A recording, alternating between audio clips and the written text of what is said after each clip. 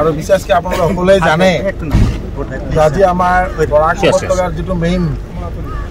Bridge entry point life line আমাৰ গ্ৰামন সেতু এইটো আজি নৱকলবৰে আকৌ উদ্বোধন হ'ল আৰু আজিৰ পৰা সব গাড়ী যাতায়াত কৰিব পাৰিব বিশেষকৈ আমাৰ ত্ৰিপুৰা মিজোৰাম বা বৰাকৰ লগত ইমান দিন ধৰি আজি প্ৰায় 55 ডেজ পিছত আজি উদ্বোধন হৈছে আৰু ভাল লাগিছে আৰু মাননীয় মুখ্যমন্ত্ৰী ডক্টৰ হিমন্ত বিশ্ব শৰ্মা মহোদয়ে বিশেষকৈ ডেইলি যে ব্ৰিজৰ কামৰ অগ্ৰগতিৰ খবৰ লৈছিলে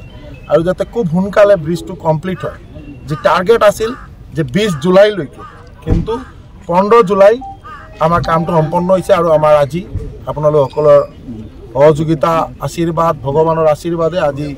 নতুনকৈ আৰু পুনৰাই চালু হ'ল আৰু সকলোৱে মিলি আমি যাতে এই ব্ৰিজখন ভালকৈ যাতে ৰাইজে যাতায়াত কৰিব পাৰে তাৰ কাৰণে লুক আফটাৰ কৰিব লাগিব আৰু এটা বিশেষ বাৰ্তা হ'ল মাননীয় মুখ্যমন্ত্ৰী মহোদয়ৰ যিটো আগ্ৰহ যাতে আমাৰ গোটেই বৰাক উপত্যকা হোক বা মিজোৰাম ত্ৰিপুৰা সকলোৱে মিলি যাতে আমাৰ মিনিমাম কেপাচিটি অফ লোড যিটো আছে যে গাড়ীৰ যিমান কেপাচিটি তাৰ ওপৰত ভিত্তি কৰি যাতে তেওঁলোকে যাতে বস্তু কেৰি কৰে যাতে ইয়াত অভাৰলোড নহয়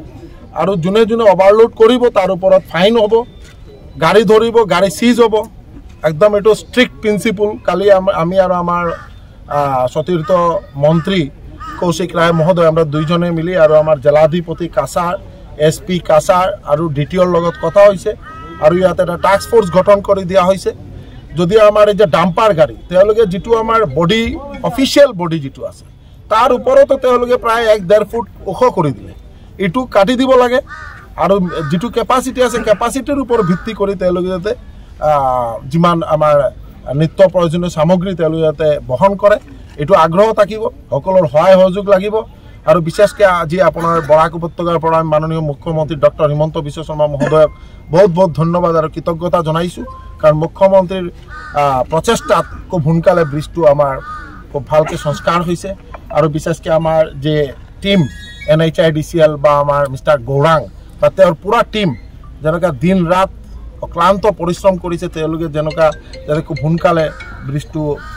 কাম সম্পন্ন হয় তাৰ কাৰণে তেওঁলোককো ধন্যবাদ জনাইছো আৰু বিশেষকৈ আপোনালোকে শুনিলে কি হ'ব যে আমাৰ হাৰাং ব্ৰিজৰ যিটো বেইলি ব্ৰিজ এটোৰ এটা দিশা স্থিৰ কৰা হৈছে 25th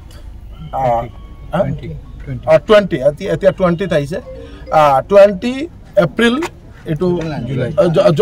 20 জুলাই এটো আকৌ মানে এটো ষ্টাৰ্ট হ'ব কাম খুব তীব্ৰ গতিত কাম কৰি আছে এতিয়া আমি আৰু আমাৰ মন্ত্ৰী আৰু আমৰা গোটেই টিম আমি যাম তাতে সাইটটো ভিজিট কৰিম আপোনালোক সকলোকে ধন্যবাদ নমস্কাৰ।